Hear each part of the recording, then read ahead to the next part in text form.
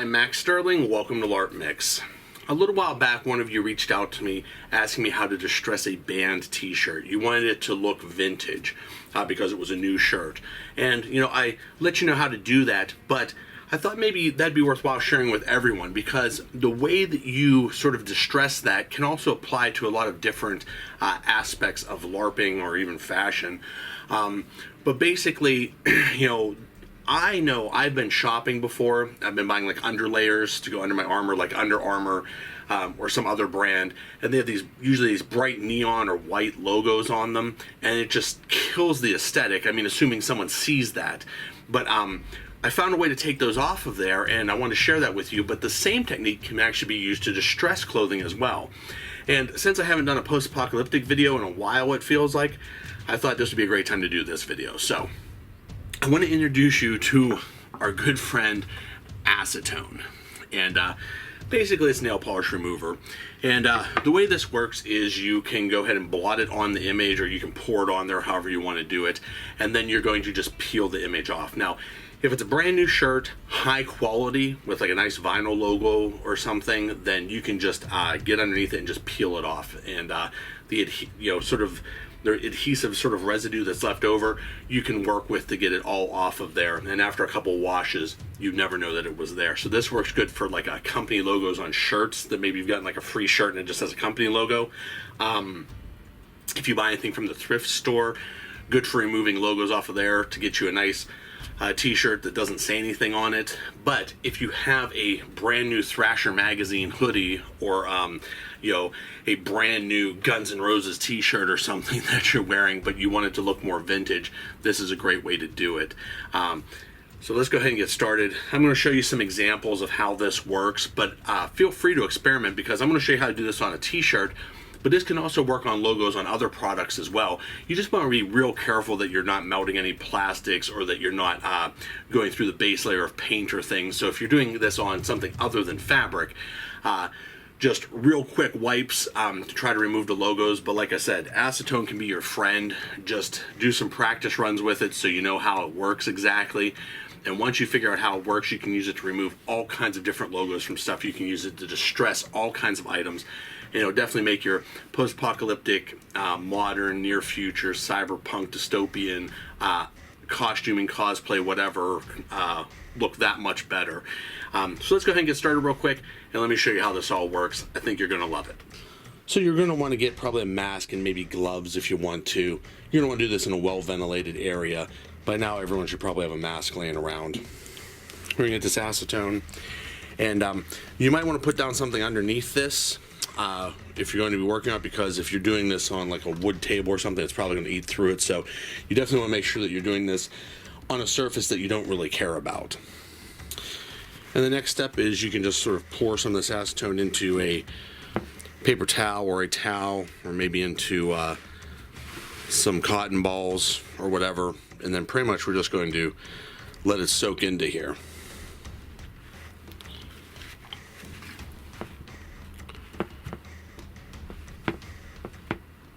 You can see it's already starting to come off. And through the miracle of time, about 5 minutes or so, I let this sit here. Now we can come in and you can either just sort of start wiping this away, or since I want to distress this sort of post-apocalyptic, take something and just scrape it away.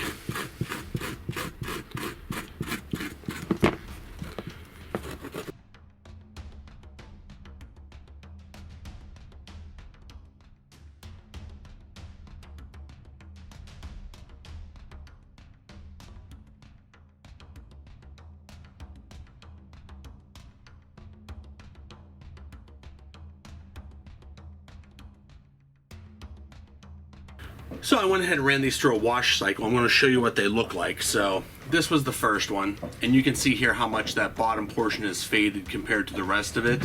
And now this is a pretty old shirt, so this is a lot more sort of set in, and that's what came off with the first run through. Now you may have to do multiple times. I think I'm pretty happy with how faded that really looks. So if you're looking to just make a shirt look like the logo is aged or vintage, that may be all the further you need to go. Now with this newer one, you can see here how much less that lower portion is. So if you want to make it look more subtle, or if you want to try to erase it, you can do that. Now this one's going to require a couple more run-throughs. This was glow in the dark, so it might have a little bit different effect on here. It might take a little bit more time. I would suggest using a green scrubbing sponge to get this off of here, the abrasive part, if you're not concerned about, you know, messing up the fabric a little bit, so you can scrub that pretty aggressively to get the rest of that off of there. If you're happy with that sort of look, if you're happy with, you know, this sort of weathered effect, then you're all done.